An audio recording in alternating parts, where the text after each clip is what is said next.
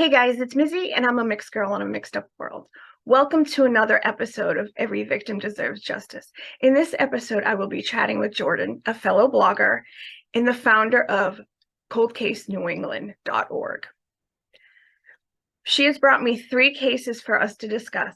Make sure you check out her site. She is a gifted writer and has impeccable research. We both have a passion for putting a spotlight on cases that have gone unsolved for far too long. So remember, every victim deserves justice. I'd like to welcome Jordan. I'm going to let Jordan tell you what she does and about her page. So my name is Jordan. I am the founder and director of Cold Case New England. It's a website that just aims to get information out about unsolved cold cases across New England. We have a blog format, and we really try and add as much information as we can to get people interested in the cases and to hopefully share them. And we also accept tips.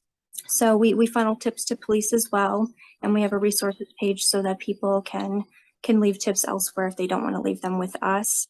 Our aim is really just to get as much information out there as we possibly can and hopefully see some of these solved.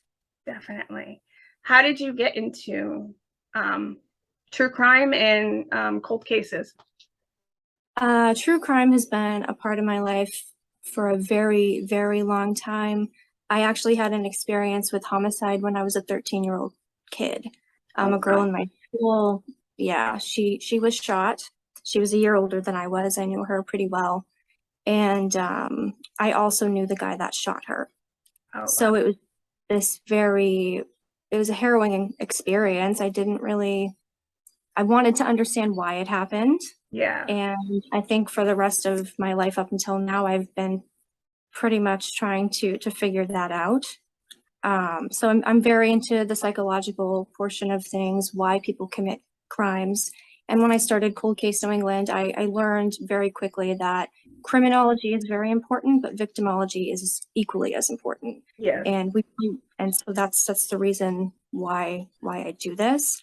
The end goal for me is a PhD in forensic psychology. So this is very much just what I kind of want to dedicate my life to.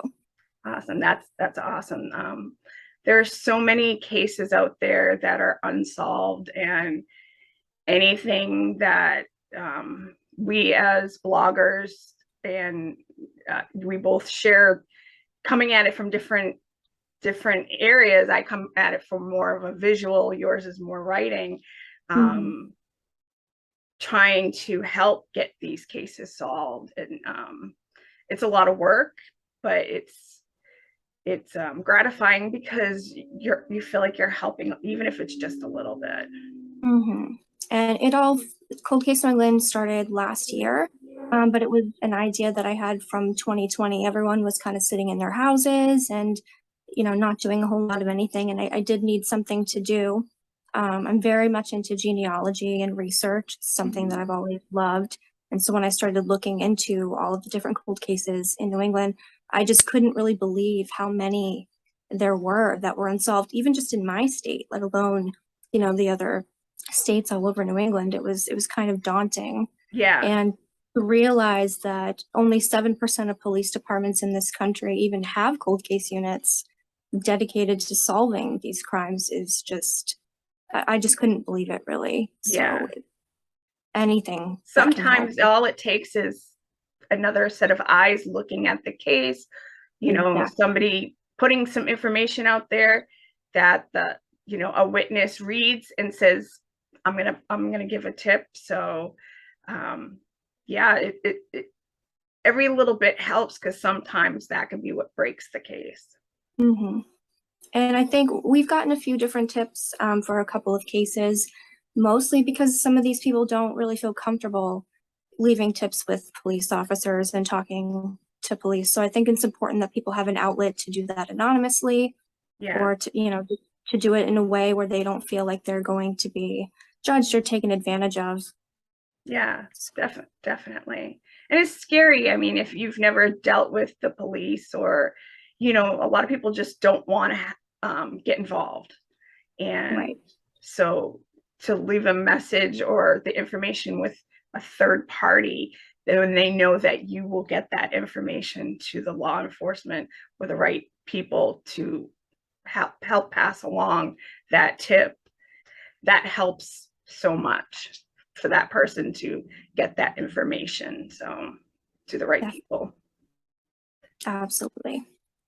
Is there anything else you want to tell me about um, you or your site before we move on to the cases that we're going to talk about? I guess just the name of the site would be helpful. It's Cold Case NE as in New Mhm. England.org. Okay. And we kind of just hope at this point that things continue to grow, and eventually I would really like to turn Cold Case New England into a nonprofit. Okay. A lot of these cases are unsolved because of the lack of testing of evidence.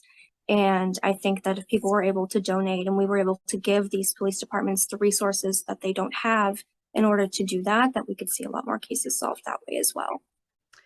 I think that is amazing that that's your goal. So I'm sure so many people in New England who have been in this situation where they've lost a loved one would appreciate that for what you're doing. So kudos to you. Thank you. Okay, so we're gonna talk about 3 cases today. Um, the first case is a man who is murdered in Vermont. Why don't you tell my audience about the first case? Okay, so the first case we're going to cover is of Lloyd Pat Fitzgerald. Mm-hmm. He was a 27-year-old husband and father of 3 young children in Burlington, Vermont. He had grown up there and he was very well known in the community. He worked for the town's lighting department, so he did a lot of electrical work for the town. And he was kind of a quiet guy, but he was always very polite. He was very punctual, very responsible. Everybody that worked with him really liked him. He was pretty laid back. He didn't, he wasn't by any means loud or like really outgoing or anything, but he was definitely very well liked and didn't seem to have any enemies. So When did this case take place? he was last seen on October 2nd, 1972. So this is an oldie. Yes. Uh, he was actually working late. So he was at the home of a Dr. Paul Levi who lives in Burlington. Mm-hmm. He lived on Van Patten Parkway, I believe, which is in a really nice area. Across from that is Lakewood Estates, a lot of like gated community type area, Mm-hmm. and doing some wiring work at Dr. Levi's house. And he was there till about 9 o'clock. Okay. And 9 o'clock, when he finished up, the doctor asked him if he'd like to sit and watch the last couple innings of a Red Sox game. So they did that. And he left his house around 9:30 p.m. He Okay. did not make it home. And do the police know what happened to him, or what are they saying happened to him? Well, his wife reported him missing very, very early on because it was just really unlike him to be gone and not to show up. He was never out very late at all. They did find his car the following morning around 11:30 a.m. And it was, I think, on Tallwood Lane, which is just a 5-minute drive from the dentist's house that he had left the night before. Okay. The door, yeah, the door to his car was wide open, and the keys were left inside the vehicle as well. But the keys, there were a couple missing from the ring. We don't know what the significance of those are, if there's any. We don't know Yeah. which we were missing. I'd be curious to find that information out. Yeah, that's interesting. Yeah, but it did look very, very suspicious. They didn't want to admit yet that they thought foul play was involved, Mm-hmm. but they did start a search, and it was a very, very large search. So they searched the area of Lakewood Estates where he was found, obviously. They looked up and down Lake Champlain, the Winooski River, Mm-hmm. Point, just these massive swaths of land, the Ethan Allen Parkway, just they really checked everywhere, and they Yeah. just turned. It was was unfortunate, really. Yeah. So So, by the end of, oh, um, did they end up finding him? they did. Not until March, though. Okay. So in March, two young guys were hunting Hmm. and they called in a body. And the body was found 104 feet from the Winooski River. This area had been searched previously, but I think just because it was in the wintertime, the visibility was better. There were no leaves on the trees, that sort of thing. I think that's really what led to him being found, unfortunately. But they did confirm that it was him. He was found lying face up, and he was partially submerged in about 6 inches of slush and ice. Okay. So state police actually had to take chisels to remove him from the scene. And yeah, it was painstaking work, really. They eventually they ended up for the next 3 weeks chiseling all of the ice in the field that he was found in. Oh, wow. Yes, it was a massive, massive effort because he had been shot. His cause of death were multiple gunshot wounds, and they were looking for any casings or any evidence that they could find. So they did have to go over that entire field. So that was just a massive, massive undertaking.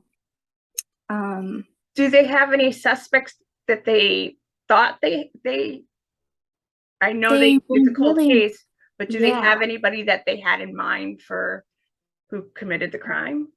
So they really didn't. They interviewed so many people, and this guy he was just so nice. He didn't have any enemies. They think he must have seen something that That's he shouldn't have seen. He must have stopped in the middle of the road. Maybe he was having some trouble.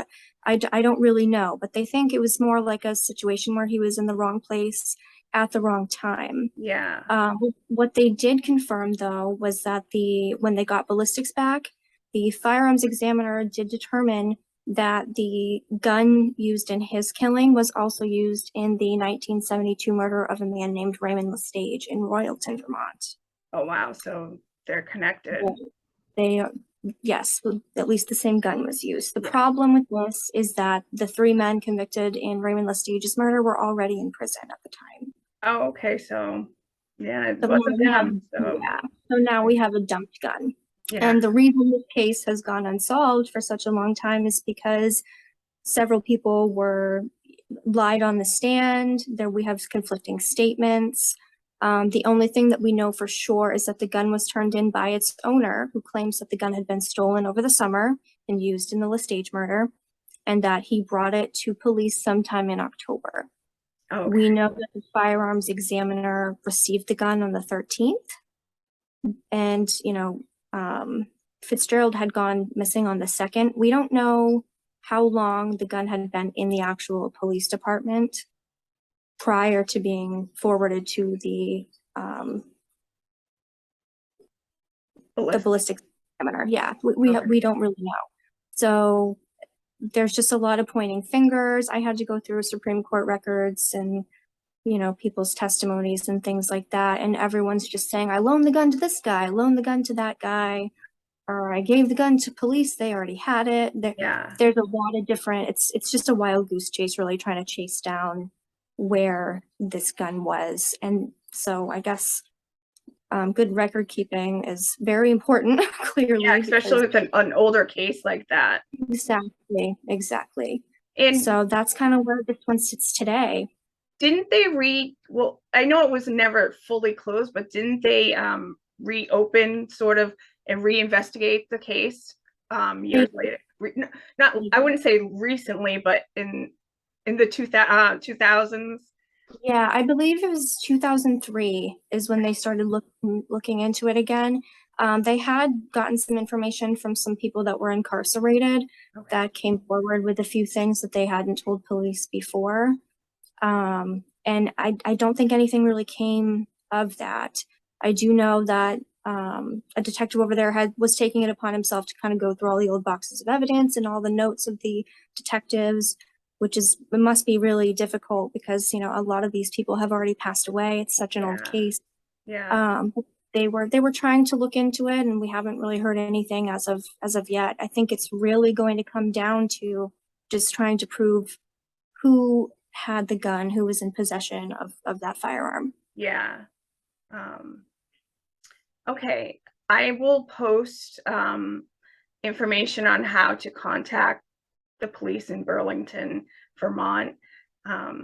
If anybody has any information, they can reach out to me and I can get it to the police, or they can reach out to you for a tip, or they can contact the Burlington, Vermont Police Department. So if you have any information, please pass it on. This case has Definitely. gone on way too long. Yes.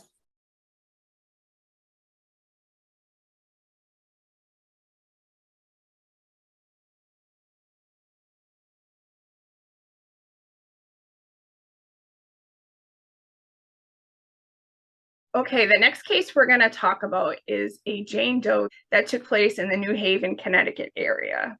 So why don't you tell me about this case? Okay. The New Haven County Jane Doe was found in mid-August. I believe it was August 16th of 1975. A truck driver was pulling into the Bradley Shopping Center. For anyone that knows the area of East Haven, I guess there's a CarMax there now, just for reference. But he was pulling into that shopping center. He was making a delivery. And as he rounded the back of the parking lot, he saw something in a drainage ditch that didn't look quite right to him. Okay. Stepped down from his truck and immediately phoned for police because he knew something was just really not right there. So they showed up and they did find her body.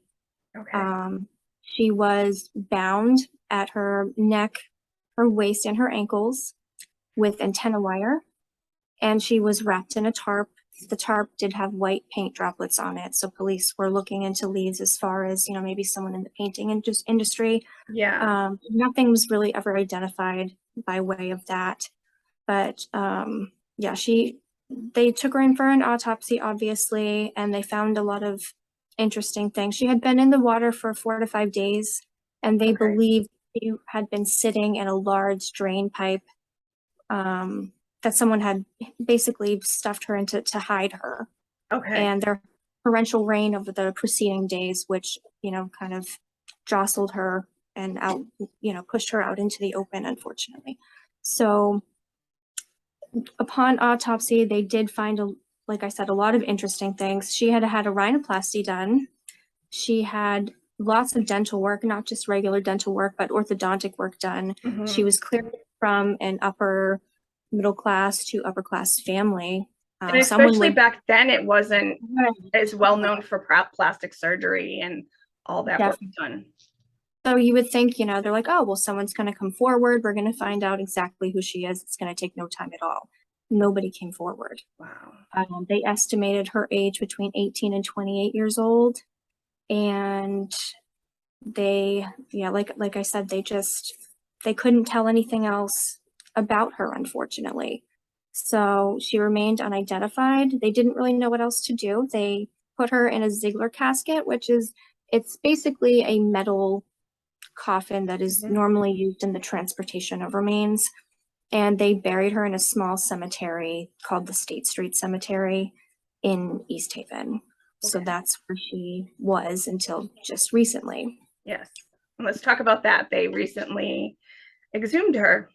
Yes. So in 2020, East Haven police promoted one of their detectives to captain, I believe, and he took a very, very big interest in this case. And he decided that with genetic genealogy being what it is today, that they should try and exhume her and get some DNA to try to figure out who this woman was. So it's all very much easier said than done, because the record keeping for this specific cemetery wasn't even done by the town itself. It was just done by people that volunteered. It was all handwritten. It was all misconstrued. So the first exhumation, they actually pulled somebody out of the ground that wasn't her, unfortunately. Yeah. But they did go back a second time, and as of July 1st, she was exhumed. They did get the DNA sample that they needed, and it has been sent off for genealogical testing. So we're still awaiting that, but hopefully at some point soon we at least have an idea of who she is, and we can do something to help solve her case. Yeah. You know, she was someone's loved one, right? She was someone's daughter, someone's sister.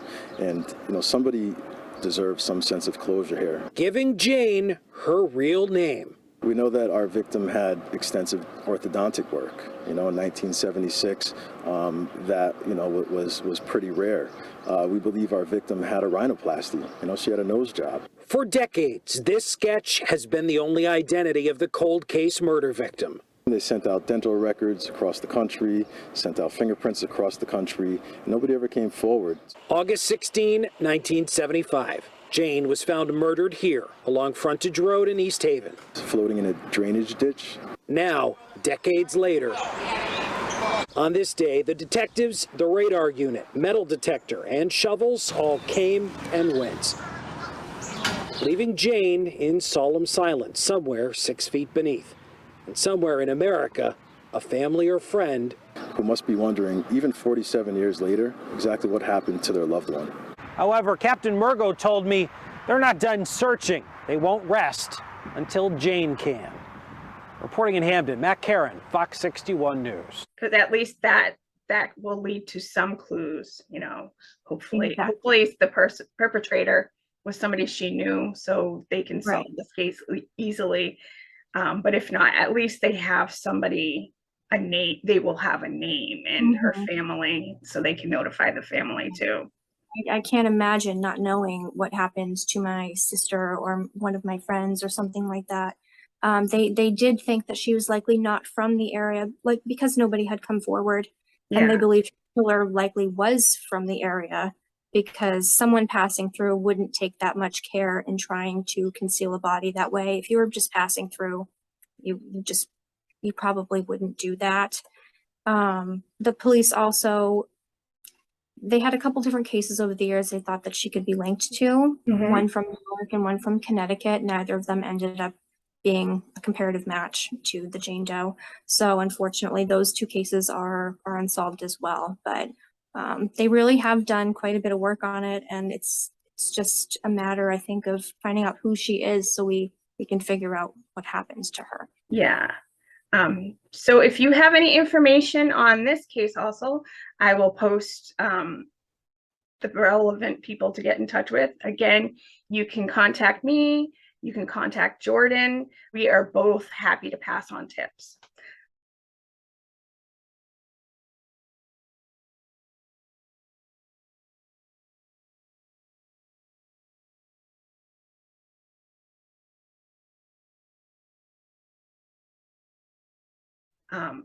We do have another case that we're going to talk about. It's our third and final case for the day.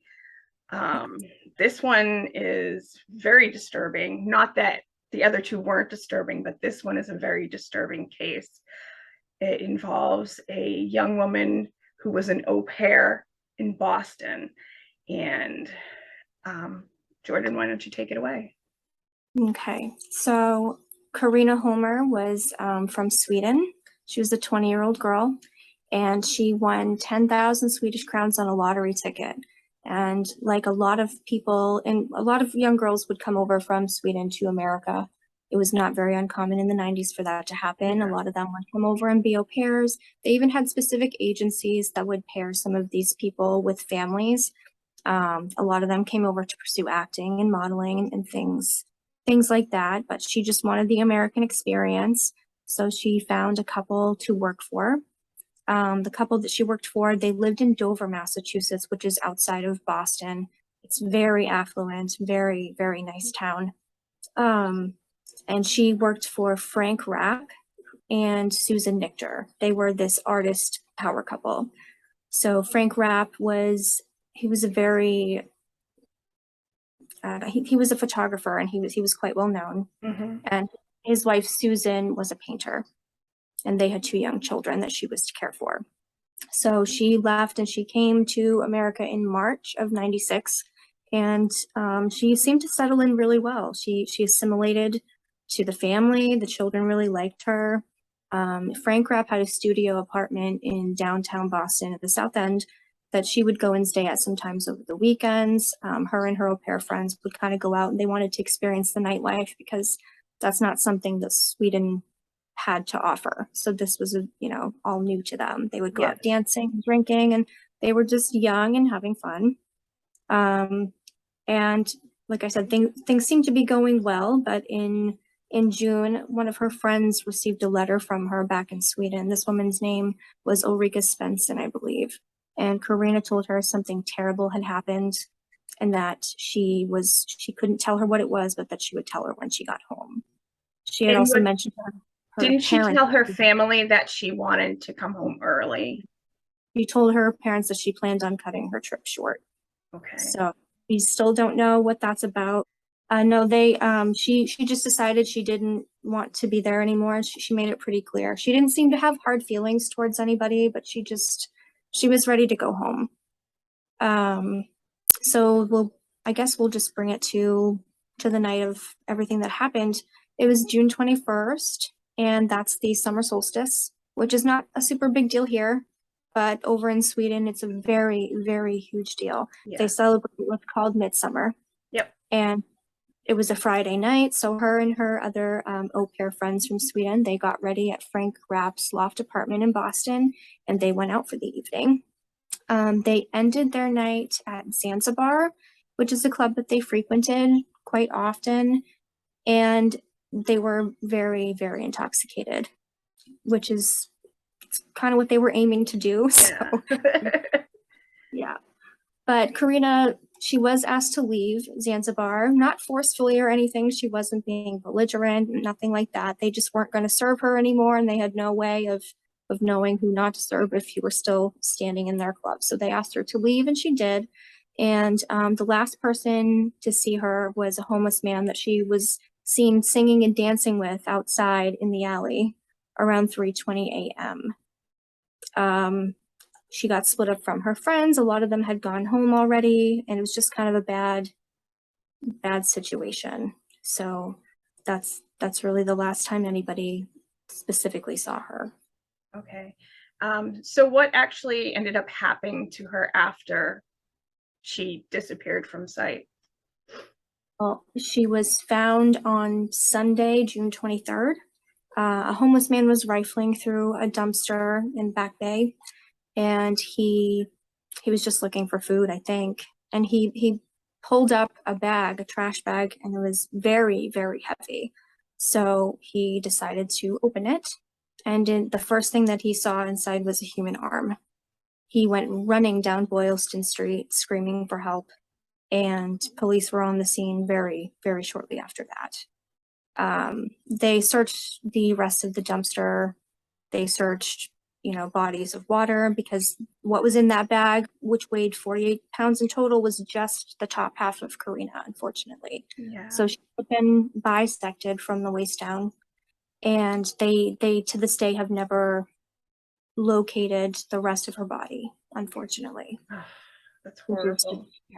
Yeah, there was this quote that so the lead detective on the case, Tommy O'Leary, he had to talk to her father, actually, and I cannot even imagine what this family had gone through.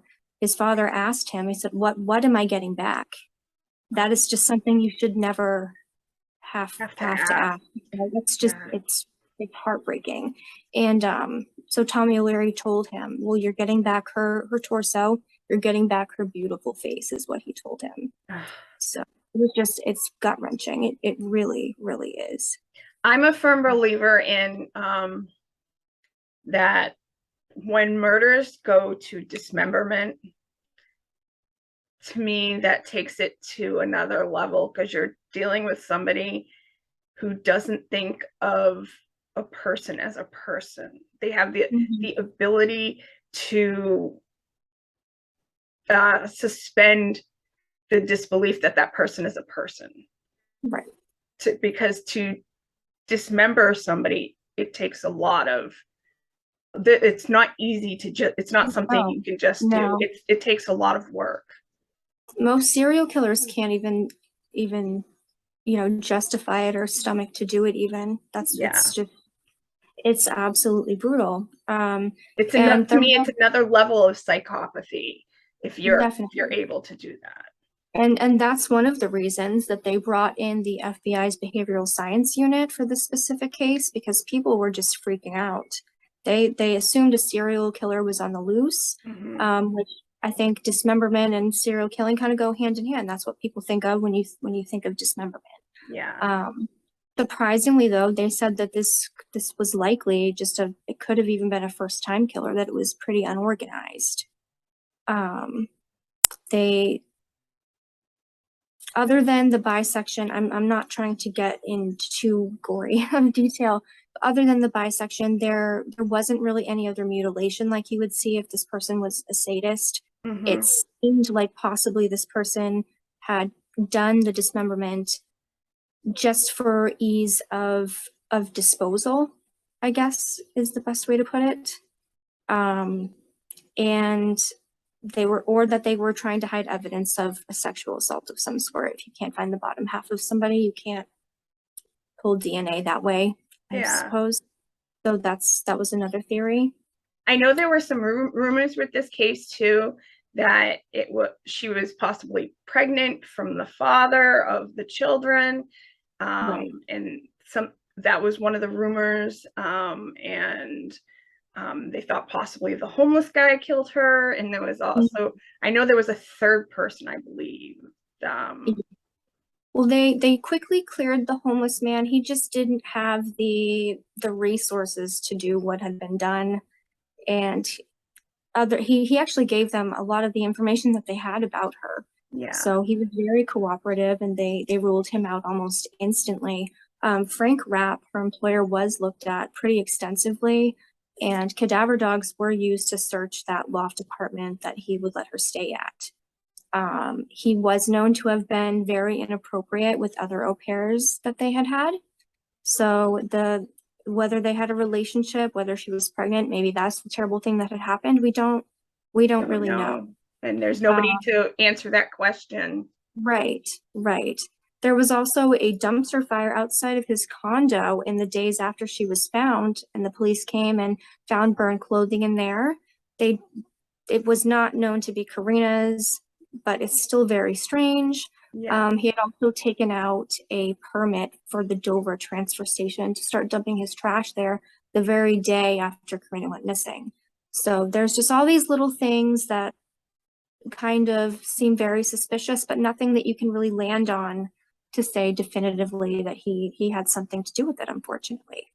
And then there were a couple other people of note that I think are very interesting. So a man by the name of Herb Whitten was actually seen talking to Karina the night that she had gone missing. So we know that he had contact with her.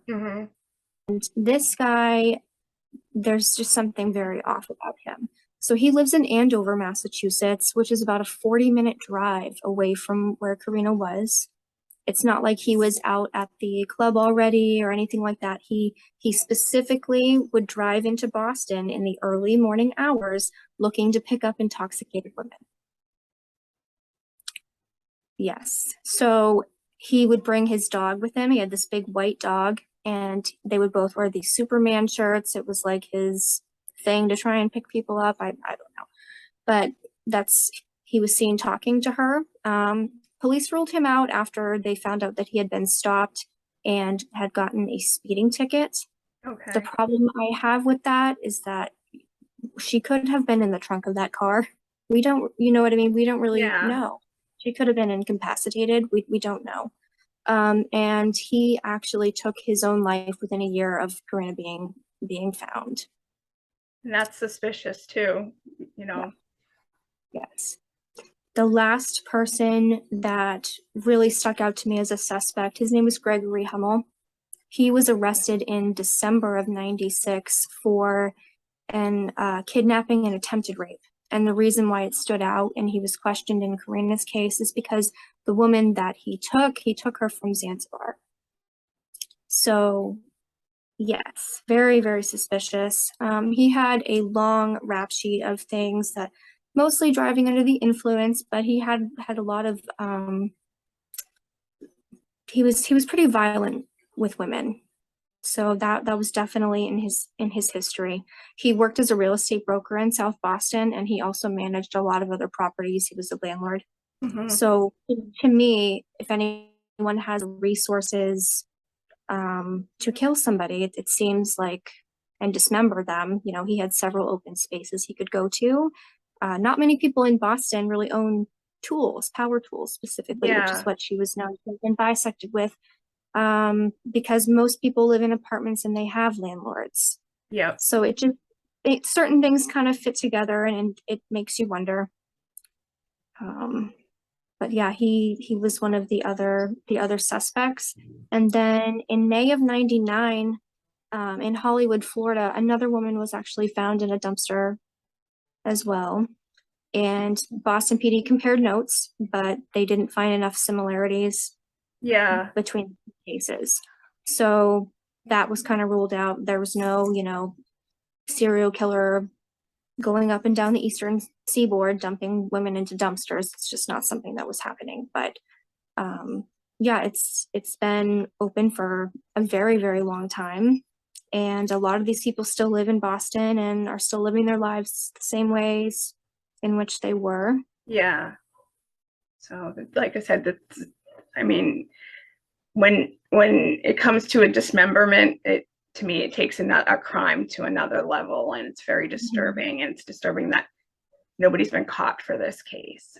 Definitely. And I honestly, sometimes I wonder if she ever would have been found if that homeless man hadn't been rummaging through the garbage. I mean, she may just have gone completely off the map and we would not know What had about her at all today. Yeah. And And that's what the person who put her there was banking on. And thankfully, the homeless person was looking for stuff in the dumpster and he found her. And a lot of people, the way that I found this case, I'm surprised it's not more well known. I didn't even know about it, and I know about a lot of different cases. Yeah. But the way that I had found it, people have likened it to the Black Dahlia murder, because they were both bisected. I think they were both completely different, though. I mean, they were just trying to conceal her. She wasn't left out in the open like that. It wasn't a message for anybody. They were just trying to make her disappear. Yeah, definitely. Yeah, the Black Dahlia, they displayed her Definitely. Everyone to see. And if anybody has any information on this case, you know, Boston PD would definitely love to hear about this case, so they could solve it. I will put information about who to contact. Like, again, you can give a tip to me or Jordan, and we'll get it to the right people also.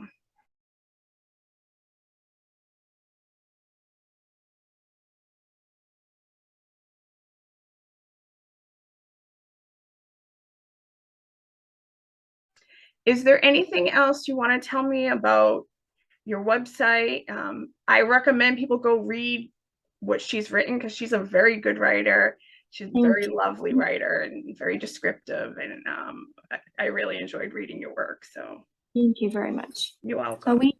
I just really try to tell the full story. I spend hours and hours researching these things. I go back through the old newspaper archives. I think it's the best way to really get a good picture of not only what happened, but how people were feeling about these events at the time. Yeah. You know, the panic, you really immerse yourself into these things, which can be really difficult. I take a lot of it personally, and a lot of it, you know, is kind of stuck in my brain. It's a heavy topic. It's a very heavy topic to be. I know when I speak with families that I speak to, when I'm editing my videos, I'm living, and I'm sure it's similar to you, I'm living with this victim. You know, not when I say fall in love, but you fall in love with the notion of what they could have been, and who they are, and you get to know this person, and it can be heavy, very heavy, but it's and just to know that specifically with the cases that I covered, that the person that did these things is still out there, just living their life as if nothing has happened. It's just really, it's disheartening. So but yeah, I try to put as much detail as I can without being too overtly, you know, I think the problem with true crime is a lot of people they really capitalize on the gore, they capitalize on salacious details and things like that. I try to write in such a way that people are informed and they know what happened, because we should know that, you know, these people were murdered, they were brutalized, and what happened to them was completely unfair and terrible and should not have happened.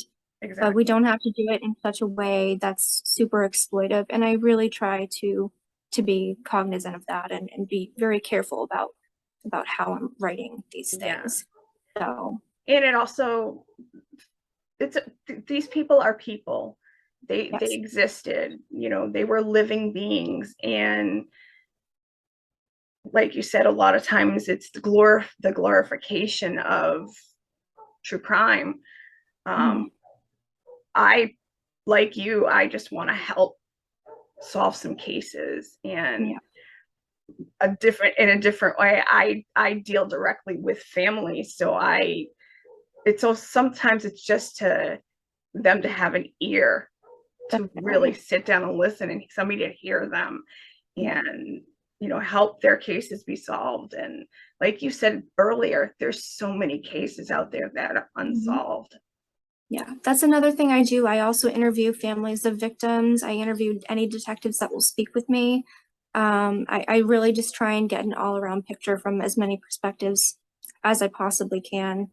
And it's really just opened my eyes. I think my aim in starting the website was to educate people, but in the process, I've ended up learning so much that I didn't know before, just about the process, just about police work and about the struggles of the victims' families and the ways that they have to cope and the ways that their lives are uprooted in the process of these cases going on. I can't even imagine what that must be like. Yeah, because when somebody gets murdered, it doesn't just destroy the person whose life was taken, it destroys the family's life. It uproots their relationships with each other, and sometimes some families don't survive it. You know, there's a lot of divorce that comes with this. I think every single child case that I've covered, I would say 98% of them, you know, the parents don't stay together. Yeah, it's tough, because they especially when a case is unsolved, because at least when the case gets solved, they can start the grieving process. But when they're stuck in limbo, they can't start the grieving process because they're stuck in they relive the murder every day because it's unsolved. And that's why I do what I do, and I assume that's why you do what you do. So I want to thank you so much for coming on A Mixed Girl in a Mixed Up World, you know, because having me. Oh, you're welcome. And I would love to have you back every once in a while, because I think we're both coming at different ends of it, but we're both want the same thing, just some of these cases out there to be solved, because like my show is, every victim deserves justice. So absolutely, I would love to. Jordan. I would appreciate it. I would love to have you back. Well, thank you guys for watching. I am Izzy, and I'm a mixed girl in a mixed up world. Have a good night.